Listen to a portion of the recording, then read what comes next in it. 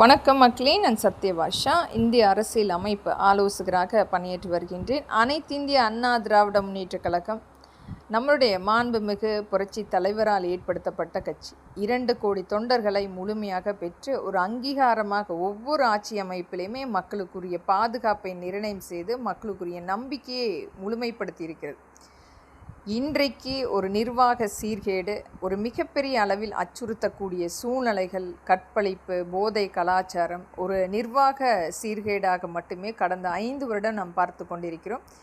இதற்கு இன்றைக்கு நாம் அனைத்து இந்திய அண்ணா திராவிட முன்னேற்றக் கழகம் வரப்பட வேண்டும் என்று ஒவ்வொரு மக்களுமே காத்து கொண்டிருந்தார்கள். ஆனால் இன்றைக்கு ஒரு மிகப்பெரிய அளவில் சினிமா போதை காரணமாக அந்த ஓட்டு சதவீதம் மிகப்பெரிய அளவில் திசை மாறி ஒரு எந்தவித அனுபவம் இல்லாமல் இன்றைய சூழல் ஒரு சினிமா சார்ந்த ஒரு நபர் முதலமைச்சராக எந்த ஒரு அனுபவம் இல்லாமல் வரக்கூடிய நபரால் முதலமைச்சராக அமரப்பட்டால் இன்றைக்கு இருக்கின்ற சூழ்நிலை விட அதிகபட்சமான ஒரு நெருக்கடி ஏற்படுத்தப்படும்.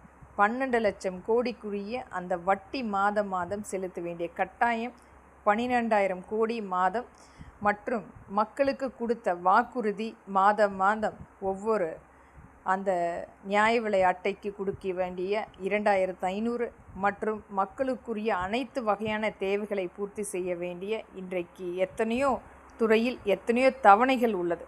அனைத்துமே பூர்த்தி செய்ய வேண்டிய அந்த பணம் இன்றைக்கு மிகப்பெரிய அளவில் நம்மளுடைய கஜானாவே காலியாகி நம்மளுடைய மத்திய அரசை எதிர்பார்க்கக்கூடிய சூழ்நிலை இருக்கிறது.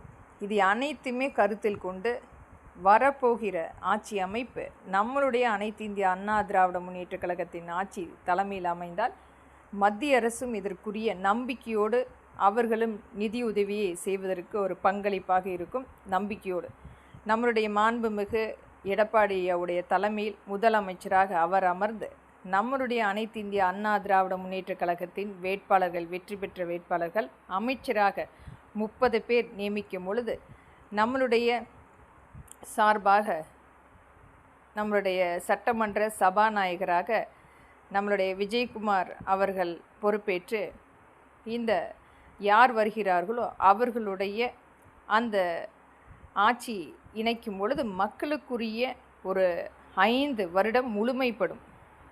நடக்கின்ற அநீதிகளுக்கு முழுமையாக தீர்வு எட்டப்படும். இது மிகப்பெரிய அளவில் ஒரு மக்களுக்குரிய ஒரு நல்ல ஆட்சியாகவும் வருகின்ற அந்த துணை கட்சிகளுக்கு ஒரு மிகப்பெரிய அளவில் ஒரு அங்கீகாரம் கொடுத்து அடுத்த கட்டத்துக்கு ஒரு நகர்த்தி செல்வதற்குரிய பங்களிப்பை ஏற்படுத்த முடியும். இன்றைக்கு ஒரு